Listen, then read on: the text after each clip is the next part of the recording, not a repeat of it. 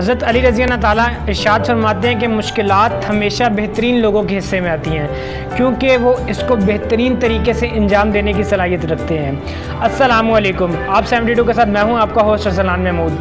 अज़ीज़ नाज़रीन, लिखारी अपनी किताब में एक बेहतरीन वाक़या लिखते हैं। वो कहते हैं कि एक शख्स घूमता घूमता जन्नत के किनारे जा निकला।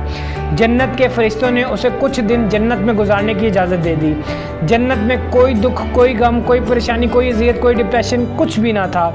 किसी को किसी जगह जाने की कोई जल्दी ना थी, क्योंकि भीड़ भाड़ नहीं थी, ट्रैफिक भी नहीं थी, ना ही पोल्यूशन था। दूध और शहद की नहरें थी। दर्जा हरारत 20 या 22 डिग्री का खुशगवार माहौल था, तो किसी इंसान को कोई तंगी नहीं थी।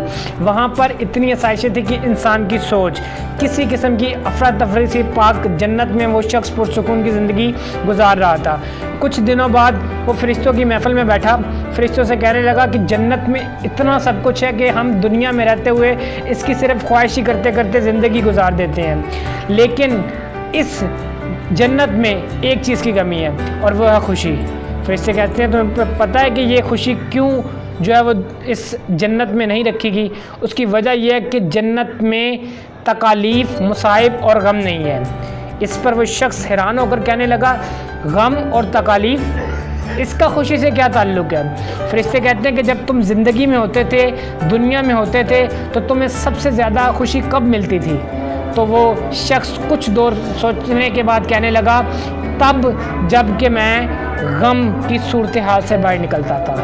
तो फरिश्ते कहते हैं जी हाँ बिल्कुल, जब तुम दुनिया में तकालीफ, मसाइब और एक बड़े इम्तिहान से गुज़र रहे होते थे, तो तुम्हारी कैफियत जो होती थी वो अल्लाह ताला को बड़ी पसंद आती थी। तुम परेशानी में अल्लाह के सामने गिड़गिड़ाते थे और सारे मामलात पेश करते थे। इसी वजह से जब वो तुम उस परेशानी से निकलते थे तो तुम्हारी खुशी की इंतहा ना थी।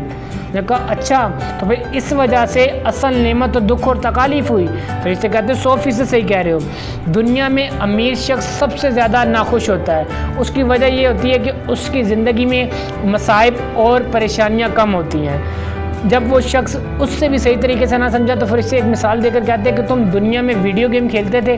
वो शख्स कहता जी बिल्कुल खेलता था। तो वो कहते हैं कि उसमें तुम जब एक लेवल, पहला लेवल पार करते थे, तुम्हारी क्या आसार होते थे? वो कहता मैं खुश होता था, कभी कभी खुशी में यानी कि चिल्लाता था, तालियां बजाता था, अपनी खुशी का इजहार करता था। तो फरिश्ते कहते हैं उसके बाद, कहता मैं उसके बाद दूसरा लेवल शुरू कर देता था। फरिश्ते कहते हैं कि एक लेवल से दूसरे लेवल के दरमियान जो एक छोटा सा पीरियड आया उसे खुशी कहते हैं। अब तुमने उस लेवल के दरमियान काफ़ी मुश्किलात बर्दाश्त की, कभी तुम खेल रहे होगे, तुम फेल हो जाते होगे, फिर खेलते होगे, फिर फेल, लेकिन जब तुमने उस मुसाइब को झेलते हुए अपनी फतह को देखा तो तुम्हें कामयाबी नसीब हुई और उसके बाद तुम खुश हुए।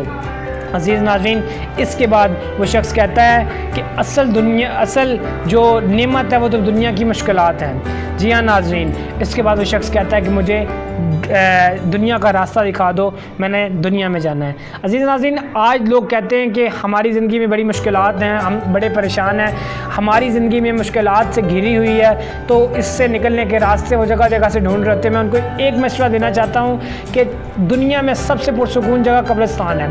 वहाँ ना तो बिजली का बिल आता, ना गैस का बिल आता, ना पेट्रोल का ख़र्चा आता, कुछ भी नहीं आता। लेकिन मामला ये है कि जन्नत में वो कब्रिस्तान में वो लेटे पुरसुकून शख्स अल्लाह की बारगाह में दुआ करते हैं कि अल्लाह एक मौका दे दे, हम ज़िंदगी में जाकर एक ऐसा अच्छा अमल कर लें जिसकी वजह से हमारा एक ही दर्जा बुलंद हो सके।